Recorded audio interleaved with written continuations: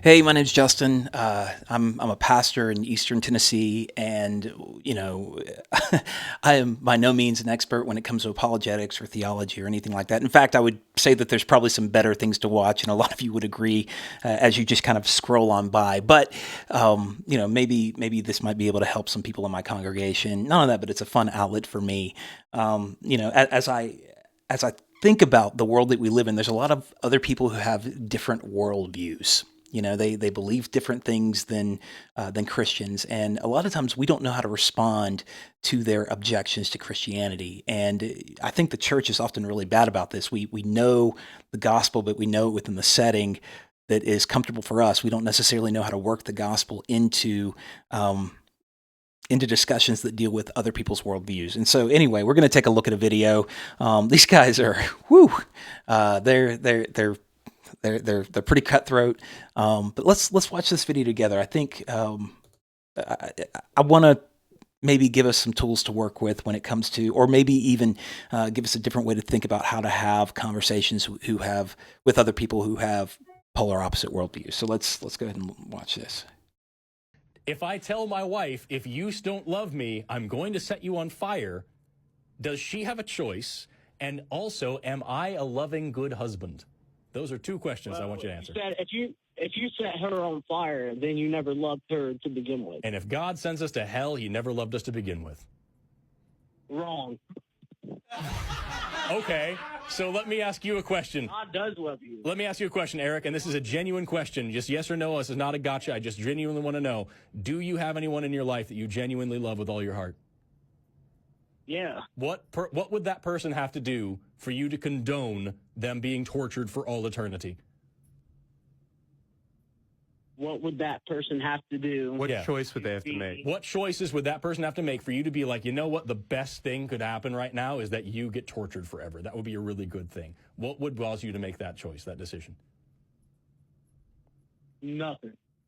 Yeah, me too. You might be more moral than God. It sounds... All right, let's stop it right there just for a moment. Here's the thing. There's two things that I want to address within this. The first thing is their lack of understanding of who God is, that God is not just loving, but he is just. And the scenario that they set up for this guy, it really does entrap him. And they're like, it's not a gotcha moment, but it really is. Because what they've done is they've painted the scenario to bring about a particular result in the conversation so that they can show how ridiculous this guy's response is. But I reject the premise altogether because it's not really about a husband sending his wife to hell. It's realistically what it's about is it's more of a courtroom situation where when we stand before a holy God, we need to understand that we have broken God's perfect standard and perfect laws, whether we have realized it or not. We just have. All right, God has a perfect standard, and we have broken it. And as a result of him being fully loving, he has to be fully just, which means that we have to get what we are entitled to, which is the judgment of God. And so they fail to realize that God is not just loving, but he is just. And if he is fully loving, he has to deal with sin. And so he will by means of hell. But the beautiful thing is that God provides a way that we can experience his grace and mercy through sending Jesus. Jesus died and satisfied the wrath of God on our behalf so that when we put our faith in Jesus, we see that our sins are forgiven because the penalty for sin was paid for on the cross through Jesus Christ. And so the premise that they have, they just don't understand who God is. And here's the other thing too. This is really what I think is so interesting is that we can take this a step further and kind of go, how in the world they're trying to utilize logic. Well, how do they know that the logic they use, it can be trusted? Here's the thing. I guarantee you that these guys hold either one or agnostic, or maybe even more so a naturalistic perspective, believing that there is no God at all, which means that everything came about through natural means, which means that we are nothing but a product of evolution, and our thoughts, our feelings, our logic, good, bad, it's all based upon the chemicals in our mind. And here's the thing.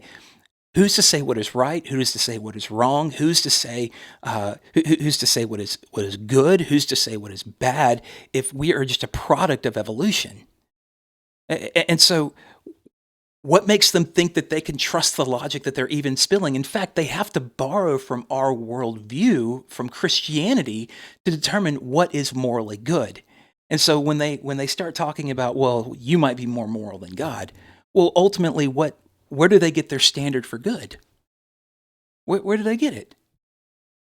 I mean, they're just they're a product of the chemical makeup in their mind, and that's it.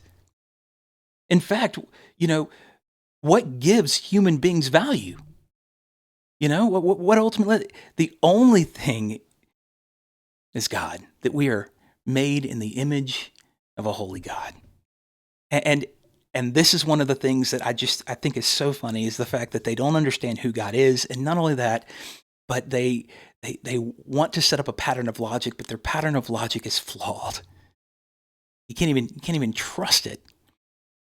So anyway, I hope that probably sounds like a jumbled bunch of stuff. Maybe it's helpful, maybe it's not. But these are my thoughts on this video. I hope you enjoyed it. Follow along. I hope to be releasing one of these a week. Talk to you later.